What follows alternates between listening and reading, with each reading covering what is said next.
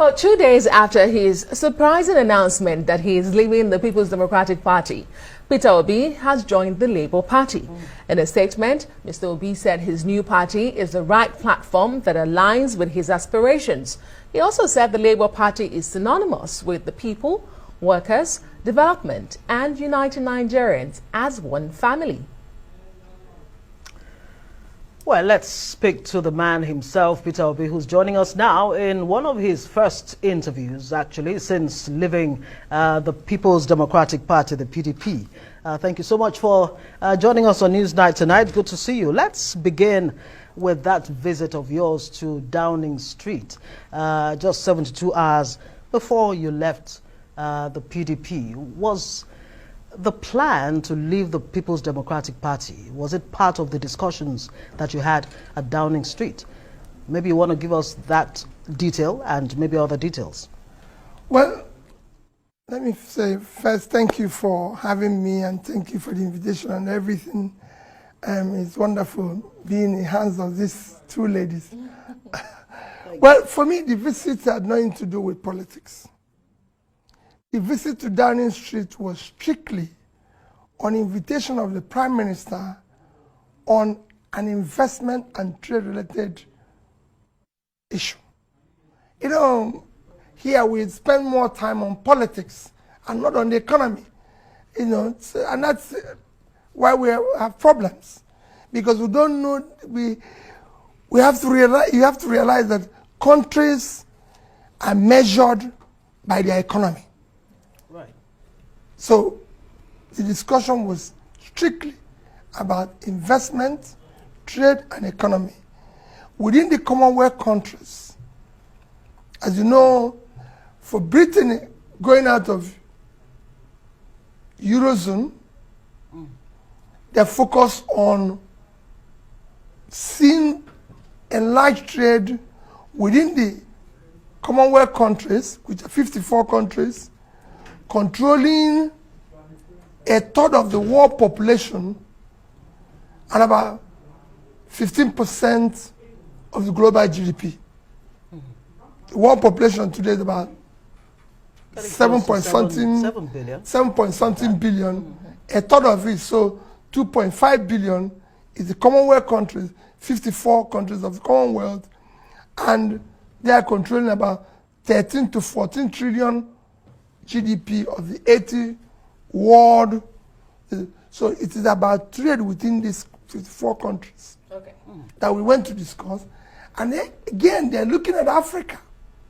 Because of the African Trade-Free Agreement, they're trying to see how they can help Africa, because it's the coincidence that Commonwealth countries are 54, African countries are 54, but as you know, Africa today has the lowest intertrade within its own continent, which is very low, below 5%. And for all the African countries, a total GDP of 2.6 trillion is unacceptable. Well, hopefully in the course of the discussion, you'll be able to tell us exactly how you change that. Like a president making those foreign trips. No. But let me ask you. For me, it's business. Oh, great. Right. Okay. Trade. There has been mixed reactions since you left the PDP, especially within the PDP. Let's talk about one that stands out, which was made. It's about the latest reaction. It comes from the governor of Rivers State, Governor Nyesom Wike, who seems to be your friend. I don't know if you're still friends.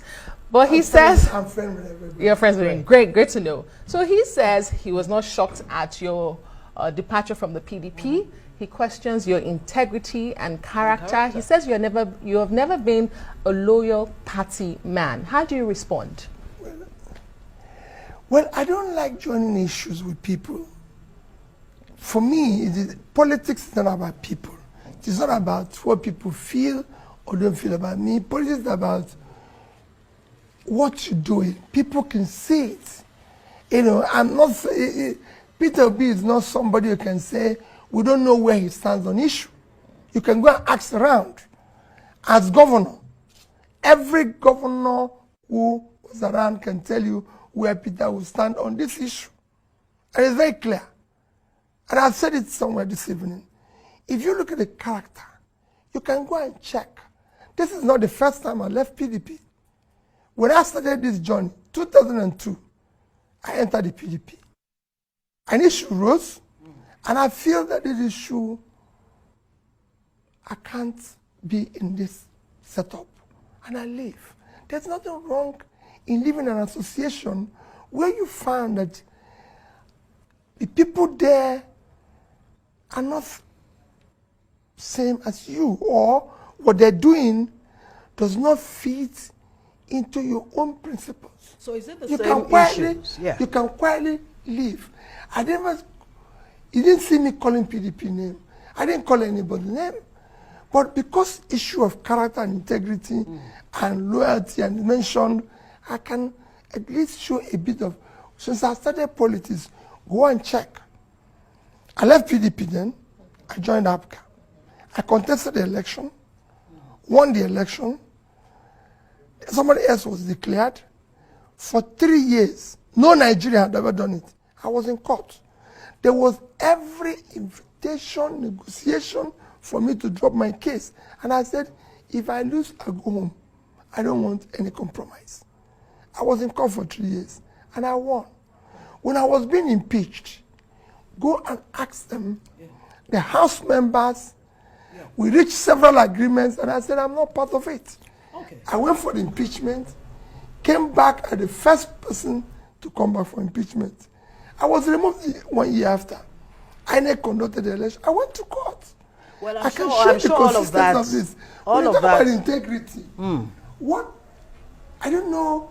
I say the only measure of integrity anybody can talk about Peter Obi, which is defined as my conduct, management of public resources and trust. Great. Go and check Great. while I was governor in Anambra State. Whether anybody can tell you that resources of Anambra State was in any way mismanaged. Well, I'm sure you've said so much about that, so that's actually in public domain. Still on what Nyesom Wike said, he actually, in addition to the point he made, said that even if you had stayed with the PDP, your chances of picking the ticket or winning the general election was actually very, very slim. What do you make of that? Respond to that. And exactly what are your chances with the Labour Party? I mean, the center-left party. Do the ideologies of the Labour align with yours? Let me say it again. Yes. I'm not desperate to be president of Nigeria. I'm not one of those desperate politicians. That is why you don't see me, even when I was contesting even when I contested for the first time to be governor, even in my re-election, it will shock you that during my re-election, people will say, "Sir, now that you're in office, go and ask the 30 members of House that impeached me." We sat down and they said, if you give us this, we will stop the impeachment in front of everybody. And I can call notable names and there. And I said, I'm not going to give it to you. I'd rather go. My name is Peter Obi. My name is not governor of Anambra State. I'm not desperate to be president of Nigeria. I'm desperate to see Nigeria that works for the youth. We have so much talent and energy here that can change the world. And I want to do that. That's all. It is not about, I want to see a Nigeria where that can generate 30, 40, 50 megawatts of electricity. We can't be in a country where, giant of Africa, for years we cannot generate more than 4,000 megawatts of electricity. Number 2 country in Africa, South Africa, with 60 million people, is generating 54,000.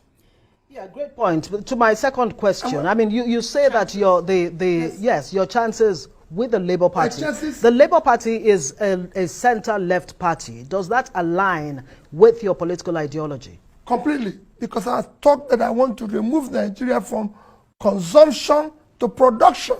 This is a country that cannot feed itself with 926,000 square kilometers of land. It cannot feed itself. It cannot happen.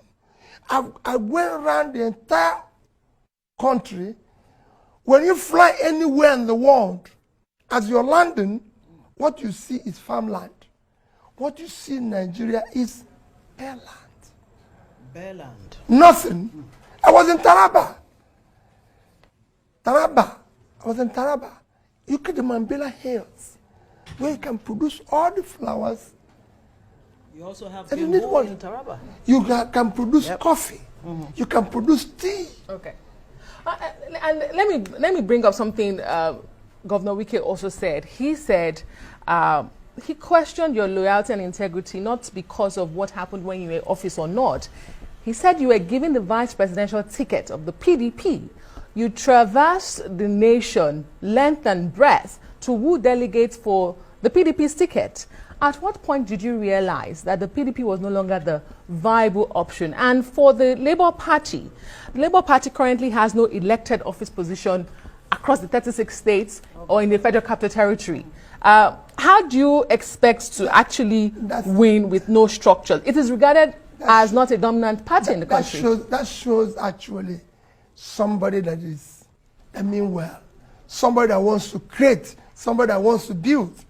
For me to not leave that it's like leaving that massive, impressive palace to a hut.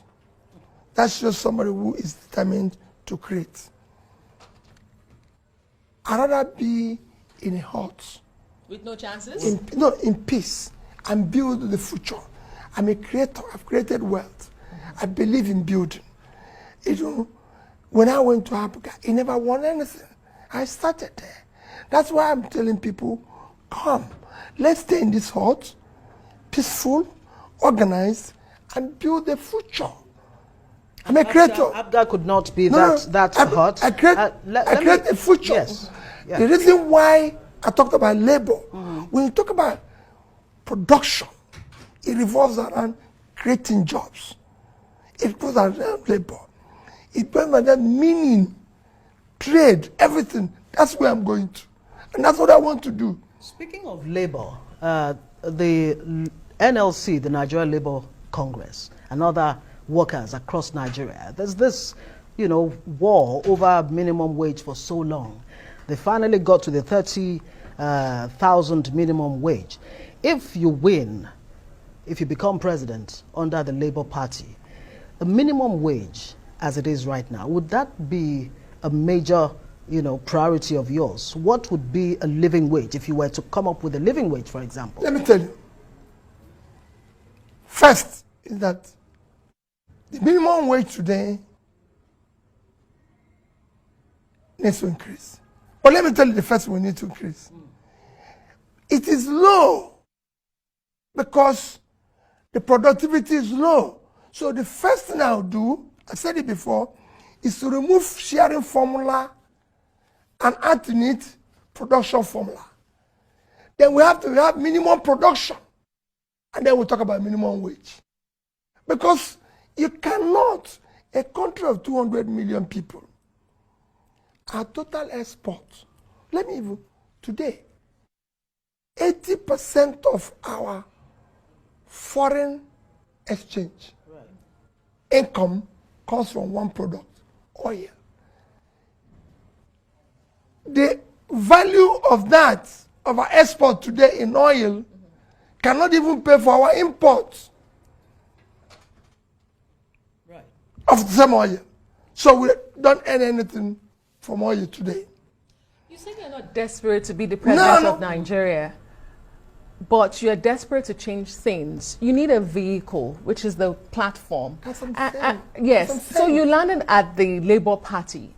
But before the Labour Party, there were rumors and there were news of, in fact, the NNPP came out and said they offered you the vice presidential ticket. That's a heartbeat away from the presidency. We also have it on good authority, sir, that you were in conversation with the Social Democratic Party to join their party, but you reneged on that agreement on Wednesday night, much to their disappointment. Why was this? Thank you very much. Let me tell you, I discussed with several parties.